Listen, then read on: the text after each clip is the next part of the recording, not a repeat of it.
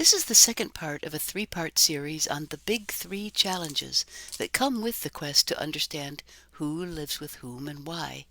Three hard problems that are not easily addressed by standard statistical methods.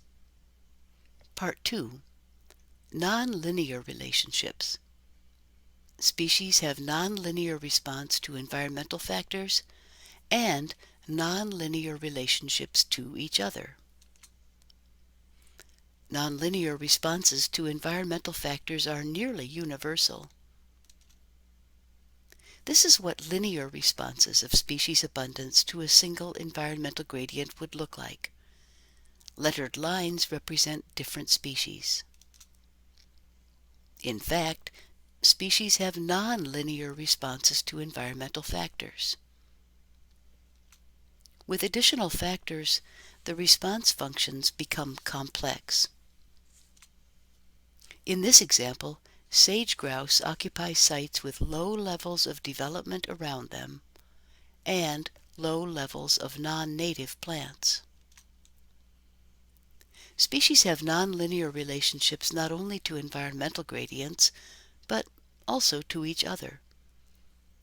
Let's break that down to its simplest pieces by taking two of these curves and seeing how one species relates to another.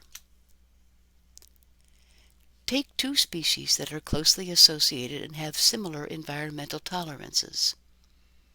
A scatter plot of one species against the other, 2D species space, shows a loop. What happened to the strong association? What happens if you take two species that are mostly separate on the environmental gradient, negatively associated? The points mostly lie on the axes.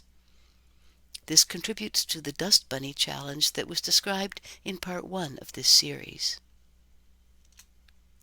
It doesn't matter which species you pair up, none of them show straight line relationships to each other. What to do? Many analysts and authors choose to ignore the problem, but flexible, non-parametric methods approach the problem with an open mind, readily accepting nonlinear relationships as a fact of life.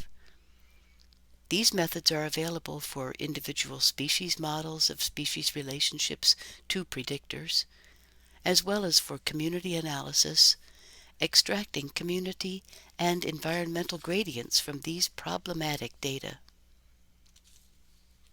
Cluster analysis is another remedy. Because it forms groups rather than trying to arrange items on gradients, it is inherently adaptable to a wide range of data structures.